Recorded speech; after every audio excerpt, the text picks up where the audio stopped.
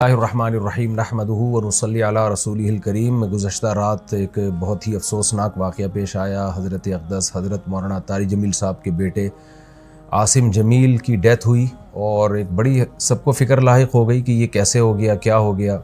अब उनके बेटे का मौलाना यूसुफ़ जमील साहब का बयान सामने आया है कि उसने ख़ुद को गोली मार के हलाक किया और डिप्रेशन का वो पेशेंट था। सबसे पहले तो हम दुआ करते हैं अल्लाह ताला उसकी मग़फ़िरत फ़रमाए और हज़रत अक़दस हज़रत मौलाना तारिक जमील साहब और उनके तमाम लवाहिक़ीन, बेटे की वालदा जो थी उनको भी और भाइयों को अल्लाह सब्र जमील की तौफ़ीक़ अता फ़रमाए और उस बेटे को उस जहाँ की भलाइयाँ नसीब करे अल्लाह ताला, उसके सग़ाइर कबाइर ख़ताओं को अल्लाह माफ़ करे।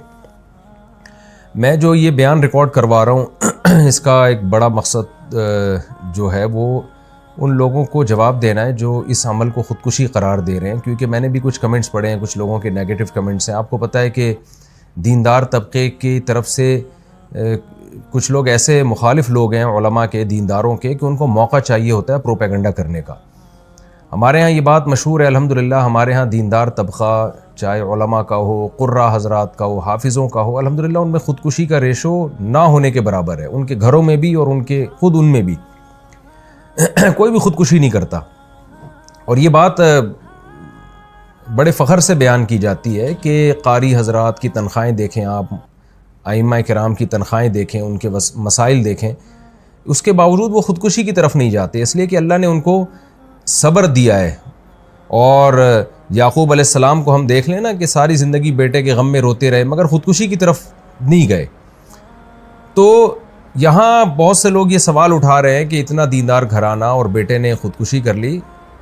इसका जवाब मौलाना यूसुफ़ जमील साहब की तरफ से अल्हम्दुलिल्लाह आ चुका है कि वो भाई डिप्रेशन का पेशेंट था, वो उसको इलेक्ट्रिक के झटके दिए जाते थे, मेडिसिन खाता था वो, और डॉक्टरों ने ये भी हिदायत की हुई थी कि इसके पास कोई ना कोई रहना चाहिए, कुछ भी कर सकता है।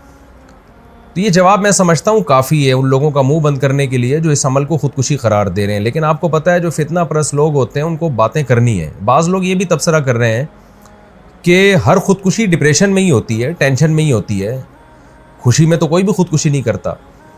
तो देखें ये टॉपिक डॉक्टरों का है, डॉक्टर बताते हैं और हमने मुशाहिदा भी किया है कि डिप्रेशन दो तरह की होती है। एक डिप्रेशन तो आम लोग जो दुनिया की मोहब्बत में डिप्रेशन में गए हुए हैं, एक डिप्रेशन वो होती है जो किसी दिमागी बीमारी की वजह से होती है। इसमें दीनदार लोग भी मुब्तला हो सकते हैं और इसका इलाज ये नहीं है कि उसको सब्र की तलकीन की जाए, इसका इलाज मेडिसिन होती है। दिमाग में कुछ केमिकल आगे पीछे हो जाते हैं। ऐसे बहुत सारे पेशेंट हमने अपनी ज़िंदगी में देखे हैं, बहुत अच्छे लोगों को जिन्होंने बड़ी बड़ी टेंशनें झीली हैं, बर्दाश्त की हैं, लेकिन वो बैठे बैठे डिप्रेशन में चले जाते हैं। मेडिसिन लेते हैं तो सेट हो जाते हैं, वो दिमाग के कुछ केमिकल हैं जो आगे पीछे हो जाते हैं। यही वजह है, और ये नई बीमारी नहीं है, सदियों पुरानी बीमारी है। यही वजह है कि उलमा किराम ने ये मसला तलाक़ के मसाइल में बयान किया और कत्ल क़िसास वग़ैरह के मसाइल में बयान किया कि इंसान पर कुछ कैफ़ियत ऐसी आ जाती हैं कि जिसमें वो अपने कौल व अमल का ज़िम्मेदार नहीं होता और उसके कौल व अमल पे उसको ना गुनाह मिलता है, ना उसको दुनिया में सज़ा मिलेगी, ना आखिरत में सज़ा मिलेगी।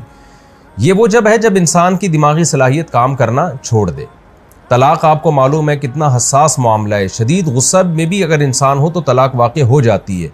सलातुन जिद्दुहुन्न जिद्दुन व हज़्लुहुन्न जिद्दुन, इस हदीस की रोशनी में। लेकिन उलमा ने बयान किया कि अगर कोई डिप्रेशन का पेशेंट है और उसके पास क़राइन है और वो उसका दिमाग सही काम नहीं कर रहा, ऐसी सूरत में वो बीवी को 100 तलाक़ें भी दे देगा तो नहीं होंगी, इसलिए कि उसका दिमाग ही काम नहीं कर रहा है ऐसे मौके पे। तो जब तलाक़ जैसे मसले में हम उलमा किराम आज से सदियों पहले एक स्ट्रेस और डिप्रेशन का मरीज़ जिसका दिमाग काम करना छोड़ दे, उसके इस अमल को तलाक़ करार नहीं देते। वो ज़बान से कुफ्रिया कलिमात अगर ज़बान से निकालेगा तो वो काफिर नहीं होगा। हालांकि कुफ्र तो मजाक में भी अगर आप कुफ्रिया कलिमात ज़बान से निकालते हैं तो आप काफिर हो जाते हैं, लेकिन इतना बड़ा जुर्म भी माफ़ कर दिया अल्लाह ताला ने अगर उसका दिमाग काम नहीं कर रहा। तो ऐसे ही खूब समझ लें कि ऐसा डिप्रेशन का मरीज़ अगर किसी को कत्ल कर देता है या अपने आप को कत्ल कर देता है तो वो ना दुनिया में मुजरिम है, ना अल्लाह के यहाँ वो मुजरिम है। उसमें मलामत करना और किसी को बुरा भला कहना या कोई नेगेटिव बातें करना, ये जो बातें करने वाले लोग हैं वो मुजरिम हो जाएंगे। तो एक डिप्रेशन वो होती है जो दुनिया की मोहब्बत की वजह से, दुनिया की छोटी छोटी बातों को आप बहुत ज़्यादा बढ़ा लेते हैं, ये किसकी वजह से होती है? ये नापसंदीदा है, क्योंकि नेक लोग हमेशा सब्र करते हैं। लेकिन एक डिप्रेशन वो है जो आपको किसी दिमागी बीमारी की वजह से, तो ये बचपन से इसकी जो हमें तहकीकात से मालूम हुआ है कि ये जो हज़रत का जो बेटा है ये बचपन से ही किसी दिमागी बीमारी में मुब्तला था और इलाज भी हो रहा था। हज़रत जो ज़िम्मेदारियाँ एक बाप की होती हैं वो औलाद के लिए, वो ज़िम्मेदारियाँ पूरी करने में लगे हुए थे, लेकिन ज़ाहिर है कुछ चीज़ें अल्लाह की तरफ से होती हैं, इंसान उसमें बेबस होता है।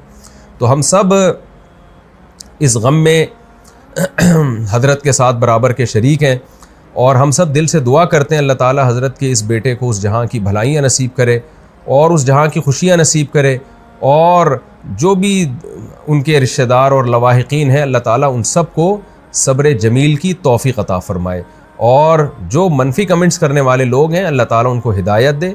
और मैं फिर दोबारा अपनी बात को रिपीट करता हूँ कि इस अमल को ख़ुदकुशी करार देना ये किसी भी तरह से ये बात दुरुस्त नहीं है और ये एक इल्ज़ाम है, और इस इल्ज़ाम का जवाब आपको क़यामत के दिन देना पड़ेगा।